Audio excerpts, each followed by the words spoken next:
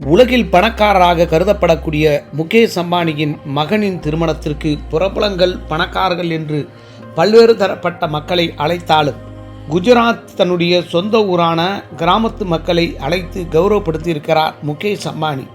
இதில் ஒரு வயதான மூதாட்டி வெறும் 100 ரூபாய் கொடுத்து மணமக்களை வாழ்த்தியதும் மணமக்கள் அதை அன்போடு ஏற்றுக்கொண்ட விஷயம் சமீபத்தில் மிகப்பெரிய ஒரு பரபரப்பாக பேசப்படுகிறது.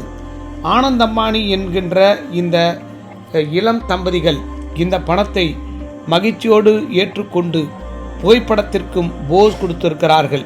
மொத்தத்தில் பணக்காரர்களுக்கு மட்டும் மரியாதை தராமல் ஏழை எளிய மக்களுக்கும் மரியாதை தந்திருப்பது சமீபத்தில் சமூக வலைதளங்களில் இன்றும் பேசப்படும் பொருளாக அமைந்திருக்கிறது.